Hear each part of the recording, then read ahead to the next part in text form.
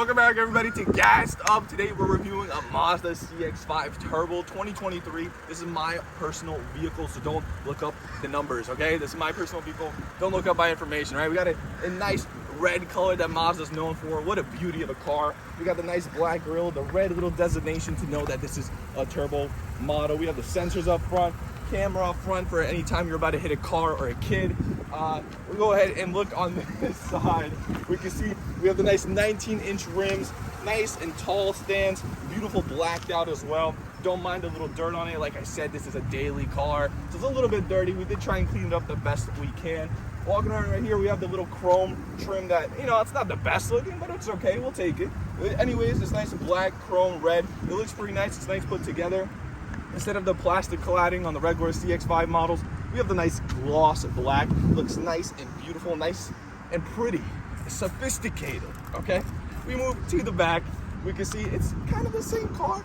You know, they haven't changed much with the CX-5 models. If you're getting a 2024, 2025, they haven't changed much. So you can pretty much look at this model year and compare it to other model years. Not a lot of change. We have nice sporty, sporty LED lights. It looks kind of nice. It looks kind of, you know, menacing when you're driving from the back, besides the fact that it's kind of rounded out and it looks like it's a nice tush from the back, a nice tush from the back. But we open up the back, might as well, we're already here. We could go ahead and take a look at the back. We could wave at the camera as well. Hello, camera. We can see that I have my little doggy seat here. We are a dog family friendly show, so we have our little doggy seat here. We put the little doggo in here up in the rear seat, which we'll take a look later, and we can see that yeah, it's a pretty nice space. It's not too big, it's not too small. We do have a lower compartment over here where we have our spare tire and some extra stuff as well. So we do have that. But anyways, it's kind of a basic space, nothing pretty to look at. We do have the little levers over here to pull the seat, drop the seat forward. That is kind of convenient. You're able to drop the middle one if you want to, so you have snowboards or skis, which I never put in this car. But it is one time, maybe one time I'll do so. But yeah, pretty much it's a pretty good back space. We have a little touch control just to close, no locking function sadly. But we do have the camera as well, as you can see while it's going downwards. We do have the camera. There is towing capabilities for this car, but I do not have the tow package on this, and nor do I want to tow with this because it's not that good at towing. It's like 2,000 something pounds, not worth it. But if we go ahead and go to the back, we can go ahead and open up the rear seat. Don't mind our camera gear and our camera bags, but that is the rear seat. We're gonna go ahead and get in there afterwards and go ahead and take a look at that. But we can also see the side from here as well. The door's not closed, but it's fine. Go ahead and take a look from the side over here. Peter, give your description. What is your description, Peter? It's so quiet in this video. But yeah, it's just a basic interior. Let's go ahead and get inside and take a look from the inside. Peter, get in the back. Get in the back, Peter. Not other back. The other back. Side back. Okay. Here, I'll open the door for you, my little cutie. Thank you, cutie. Alright, so for a 6'1" person, this is a good size. He is 6'2", 6'3". I mean, my feet are touching it.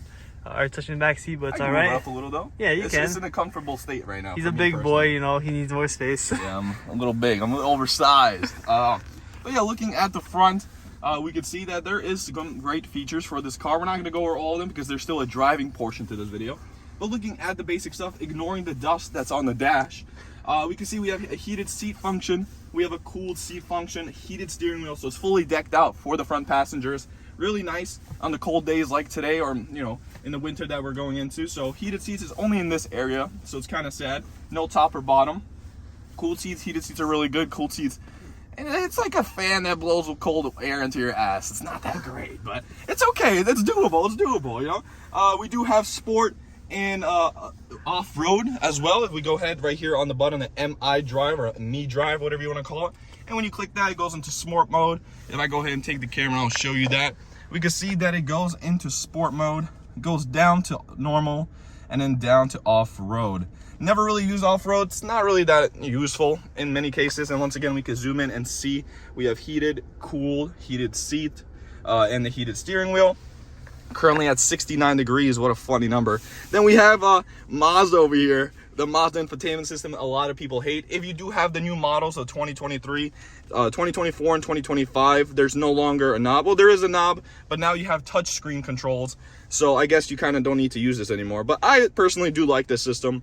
Don't have to touch the screen, don't have to get it dirty, and I could just go ahead and use the buttons here. And while you're driving, you don't have to lean in and grab over here. You could just pay attention to the road and use your knobs down here. So looking at that, we could move to the left side. We have some basic controls over here, nothing special. We just have the traction control or the lane control system, the rear opening for the rear. We also have our mirror controls, all that jazz. Nothing special much, like I said. And that's pretty much it for the front. I guess we could show this. It's kind of cluttered at the moment, but there's a space down there as well with USB connections. We have a wireless charging platform over there.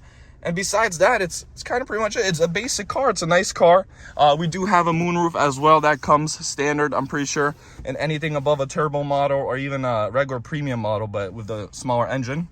The buttons, the layouts are pretty nice. The steering wheel is pretty nice. It's leather. A lot of things in this car is leather. This is leather. Of course, that down there is plastic. We have a nice tux mats down here. Not sponsored. Should be sponsored, honestly. The whole car's decked out with them. We have leather over here as well, and up here on the dash too. So pretty nice. Not a lot of plastics. There is some, but pretty much all the interior is kind of nice and soft. The seats are good, also leather with the nice red stitching as well. And yeah, for the back, Peter, if you want to take that, show them the heated seats and where they're hidden. Do you remember where they're hidden? I do not know. Go ahead and put down the armrest. This is the armrest. Yeah, so it's right here. Yeah, we have heated seats stored in the armrest. Also charger ports as well. 2 charging ports for 2 passengers.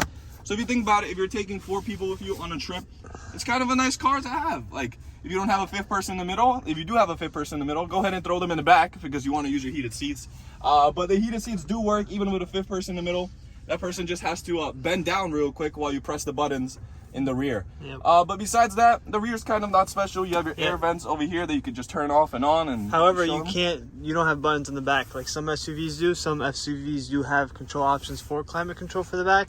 This one does not have. But for an SUV, it's not the biggest SUV. It's definitely a good size. Yeah, it's nice, compact. Definitely one of the smaller ones compared to some makes and models are different. And we have a black liner on top as well. My favorite. That's my favorite part of it. Black liner on top. You have, of course, your light controls up here from every different section, so it's not just a main light control as well.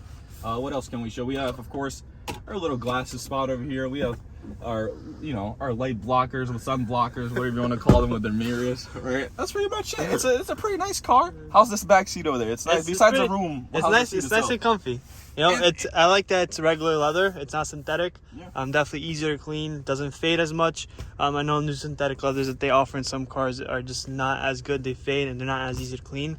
I mean, for having the car for 2 years now, going the leather, he's used it. There's been pets in the car, back there, exactly. So you don't really see much wear and tear, meaning that it is good seats, good leather, which is an important component of of a car.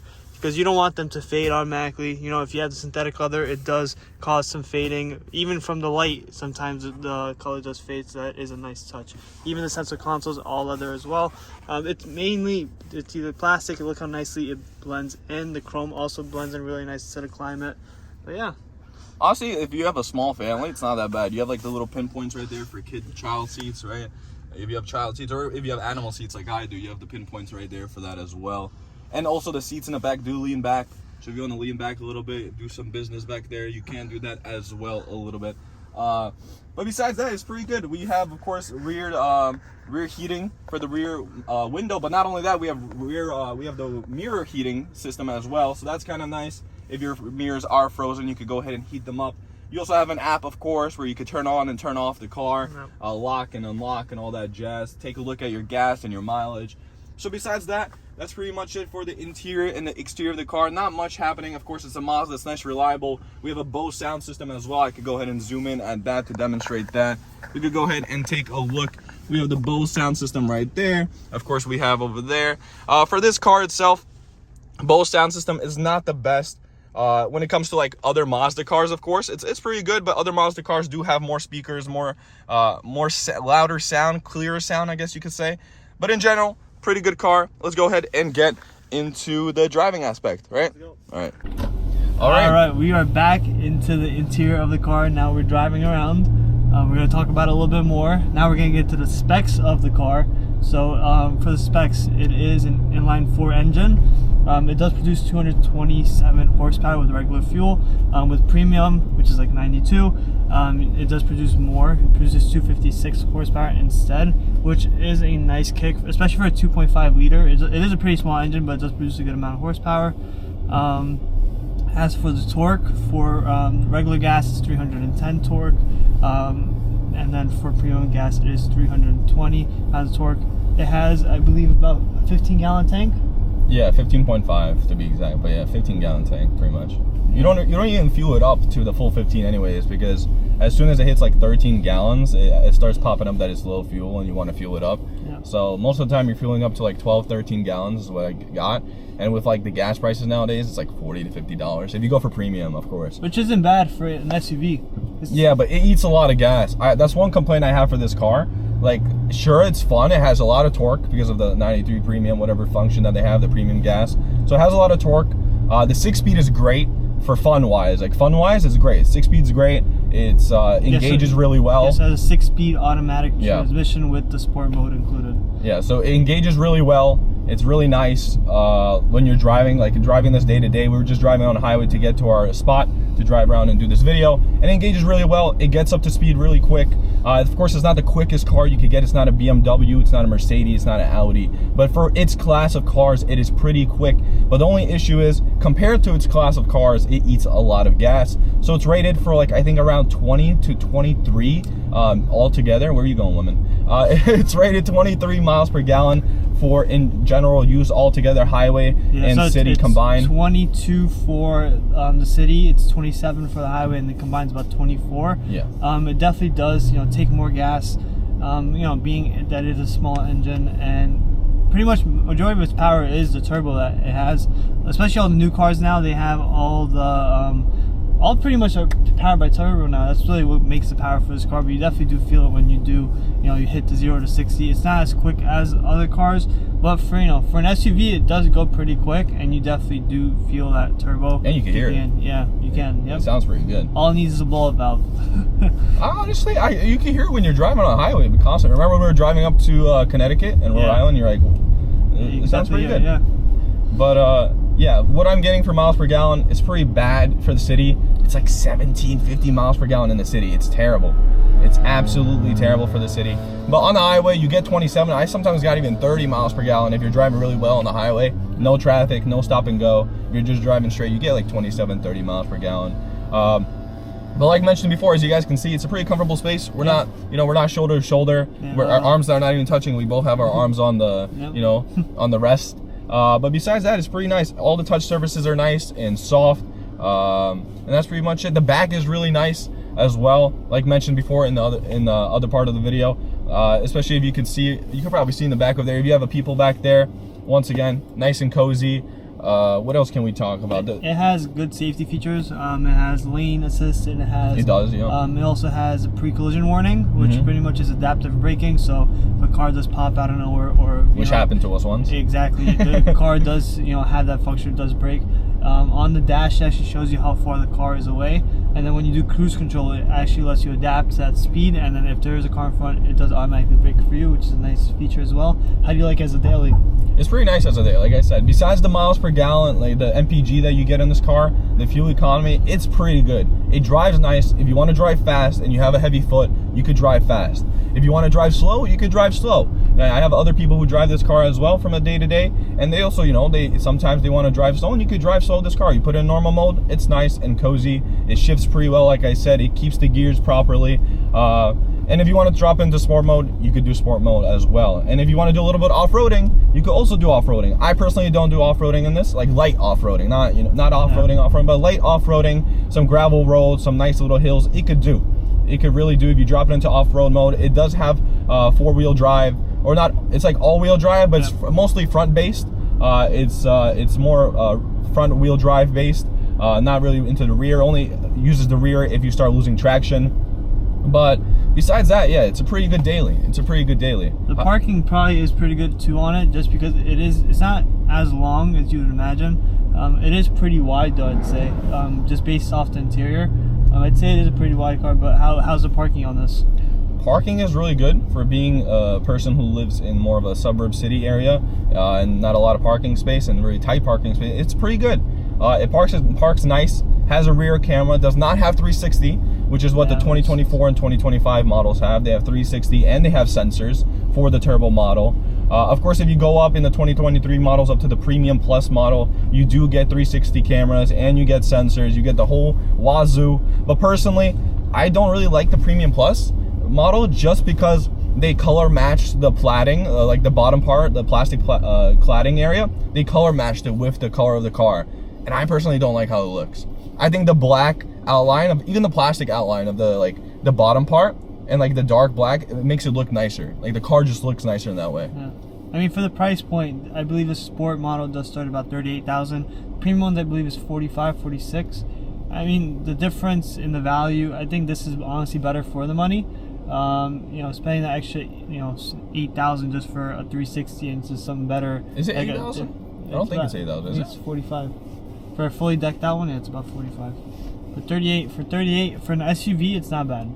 Definitely not bad. You know, if you compare it to for example, I think a GMC Terrain is probably around the same price, about $38,000. You gotta prefer this over a GMC. Even if you compare it to like its brothers and sisters, like the Japanese companies, like Hondas and Toyotas, like I'd rather have this than a Honda Toyota. For example, Hondas, we'll probably review some in the future, but the interior for like Hondas, and especially at the price point, like Honda Pilot's about the same price. You don't get much inside. You get much more inside here. You know, it's much nicer, much cleaner look and appearance, and more updated compared to some other SUVs. It's more luxury, I feel like. Exactly. For the price, you're getting a lot of luxury for your price, for the price you're paying. So that's nice. But yeah, I don't know. It's a nice car. It's literally just a nice car. You have also up what's it called, the display. What is it called? The heads-up display. Yeah. You have that as well. So that also shows your how far you are from a car. It shows you, you know, if you have to brake, have an emergency brake, it does pop up and does sound an alarm when you have to brake, as well as giving you a vibration in your seat. Right now we do have our cooled seats on. How do you enjoy the cooled seats? Pretty good. It definitely does do a good kick. You know, it does pick up, like we said, the seats are they get pretty cold pretty quick. Only thing I wish it did have was the auto dimming lights, mirrors, because it does not have that, which I'm actually surprised. For 2023, I feel like it should have it. Maybe the premium model does, I'm not too sure. Well, there's an auto dimming light here for that one, for the rear mirror. It does have auto dimming. Oh, it does? Yeah. But you could turn it off and on too as well. There's on and off switches for it. But I don't know. It's nice. It has paddle shifts as well. Paddle shifters. Didn't mention that in the walkthrough from the interior. It has paddle shifters as well. When it comes to switching gears with the paddle shifters, of course, once again, not as good as like a BMW would be. It's not BMW level shifting, but it's there. It works when you want it. When you want to have a little bit of fun. The paddle shifters are pretty small as well, so it's not. Not only the paddle shifters on the wheel, there's also manual. You have the manual shifter. Actual shifter. There is manual gearing, which, you know, I mean, if you want to go fat sporty, I mean, every sports car now has like all the sporty trims have it. I guess just part of the features. I mean, you don't really use it, do you? What, paddle shifters? Yeah, no, right? Nah, rarely. Yeah. It's like kind of like more of like you have a straight line and you just want to have fun. It's like rarely. Yeah. Mostly you just keep it in automatic, let it do its thing. Like I said, 6-speed works well.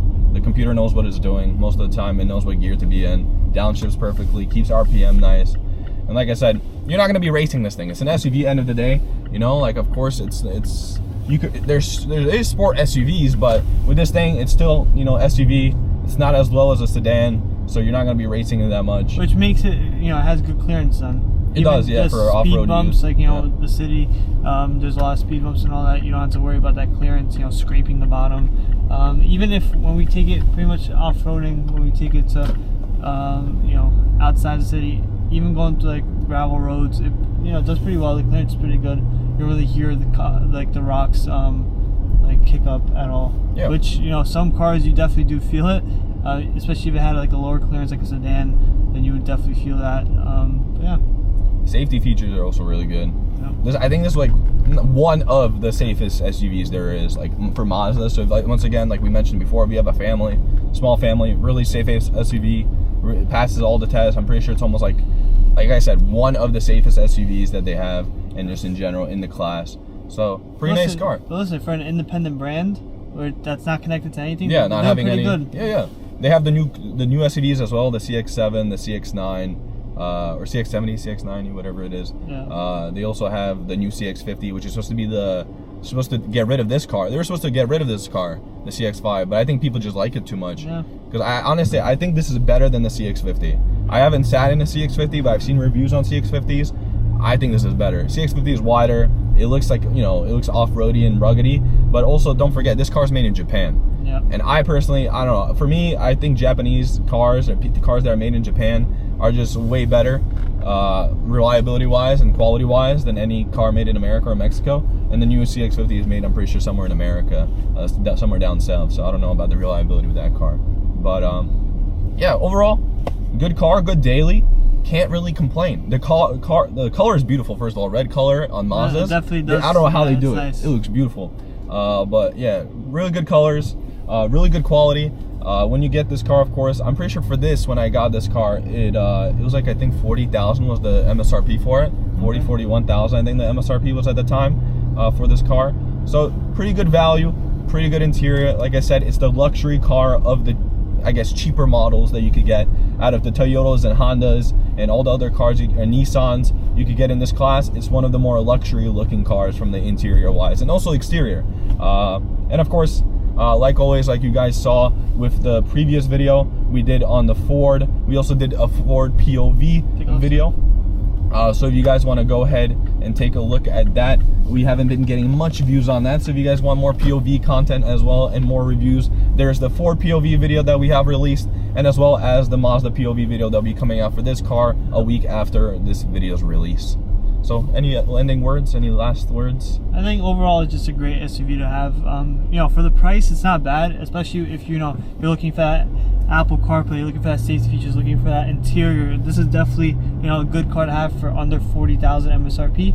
But other than that, I think, the car's a great car, and we will see you guys next video, which is next the video POV. will be the POV video. And from there, we'll see what other cars we're able to obtain to do our reviews. Yep. So yeah, thank you so much everybody for watching. Guys. That's been Gassed Up, and we'll see you guys next week.